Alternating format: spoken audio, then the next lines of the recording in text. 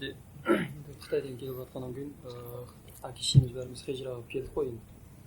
Енді Қытайдағы біраз зұлымдықтармен байланысты сол жақта қалған туысқандар, сосын біздің әпеке қарындастарымыз сол жақта қалып қойдық қазір.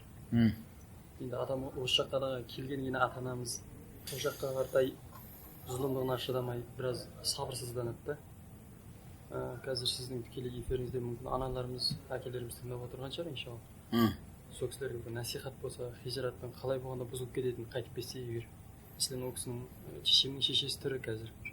Бірақ Қытайда зұлымдықтар болып жатыр қазір мұсылмандарға, тек қазақтарға ғана емес. Ол кісілер ол жаққа барғанда не өзгертеді барса? Сол енді біраз ол жаққа хижрат келгеннен кейінгі соның сауабыменен және артықшылығын айтып берсеңіз сол кісілерге.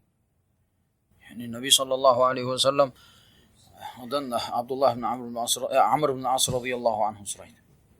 Ya Resulallah, мен исламға кіремін, бірақ менің шартым бар дейді. Не шартың десе, күнәмнің барлығы кешірілуі керек дейді. Күнәларым бар. Кімнің күнәсі жоқ? Менің шартым сол дейді. Сөзсіз Амр ibn As радıyallahu anhu кеш исламға кірген. Басқа сахабалардан көре, мысалы Абу Бакр, Омардан көре кейінірек. Және Наби саллаллаху алейхи ва саллямға сахабаларынан біраз дұшпаншылық қылып қойған басында.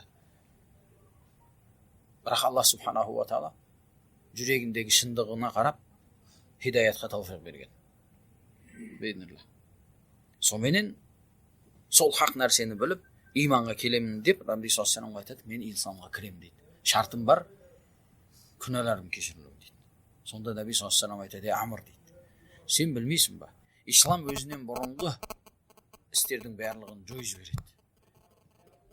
Сол сияқты хижратта өзінен бұрынғы күнәларды не қылады? Жойып жібереді. Осындай бір хайырды істеп тұрған адам сол хайырдан тастап кету керек емес. Кімде-кім Аллах үшін хижрат қылған болса, Наби саллаллаху алейхи ва саллям айтады, хижрату илаллахи ва расулихи. Аллах пайғамбары үшін болды. Аллах үшін болған хижраттың әжірі өте үлкен, күнәлардың кешірілуіне себеп болатын үлкен амал ол. Исламға жаңа кірген сияқты әжір оның. Осындай әжірді тастап артқа қайтама адам. Бұл бір. Екіншіден, алхамдулилла, сол елден өзіміздің елге келіп, намазы бүтін, иманы бүтін, алхамдулилла. Өзінің де, бала шағасында, келіндерінің, қыздарының хижаптары орнында, Аллаға шүкір. Балдары намазда, 5 уақыт мешітте. Солай ма? Адалы адал, алхамдулилла. Арамын арам дейді. Аллахқа тыныш, сәлеметтікпен құлшылық етеді. Осында елді тастап, әшейін бір мұсылманшылықтың белгісін қалдырмай жатқан бір орталыққа қалай барады олар? Исламның белгісін қалдырмайын деп әрекет қылып жатыр. Мұсылмандардың тілін де қалдырмай жатыр. Дінін емес, тілін де қалдырмауға әрекет қылып жатыр қазір ол. Сол жердегі қазақша, ұйғырша есімдерді бәрін қытайша қылып болды. Солай ма?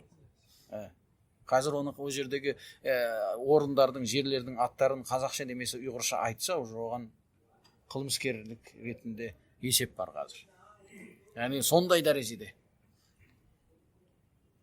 мұсылмандардың бүткіл тегін құртуға келіп кетіп жатқан саясат бар. Сондай жерге қарай барады. Аллахқа шүкір етпей ма? Оның орнын армандап жүрген Қытайда қанша қандастарымыз бар біздің. Осы адамның орнында болуды армандайды. Шүкірлік қылмай ма осындай? Бүткіл бар мүлкі дүниесін берсем деп тұрған адамдар бар.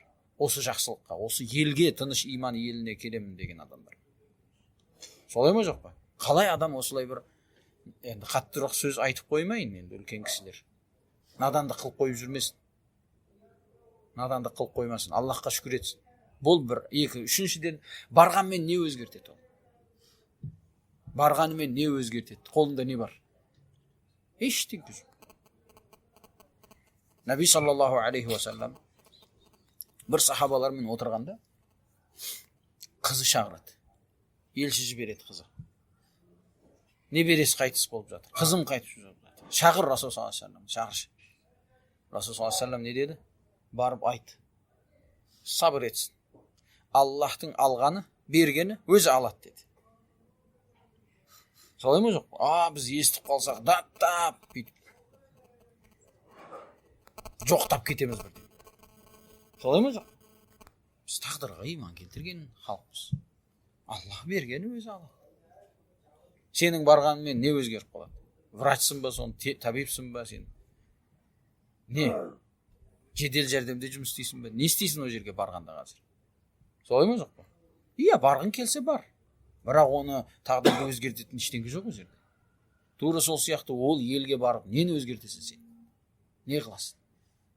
Оларға бір пайдаң тие ме? Оларға пайдаң тимейді, өзіңе зияның тиеді. Одан не жақсылық? Сол үшін бұндай қадамнан Алла сақтасын. Дуа қылу керек Алла субханаху ва таала хижратымызды жалғасты қылсын хайырда деп. Артқа шегінуден Аллах өзі сақтасын деп.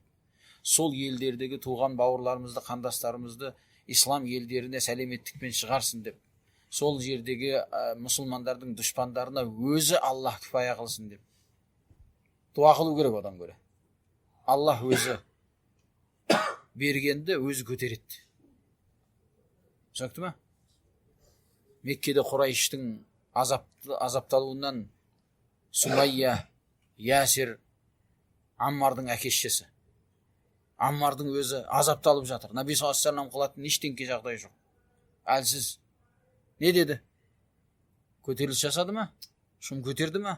Сол жерде Абу Бакр бар еді, Саад ибн Аби Уаққас, Усман бар еді, сол иманға келген бұрынғы.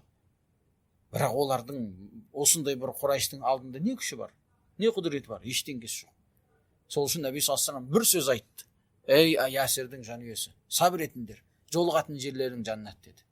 Сабыр етіңдер деді. Басқа ештеңе жоқ.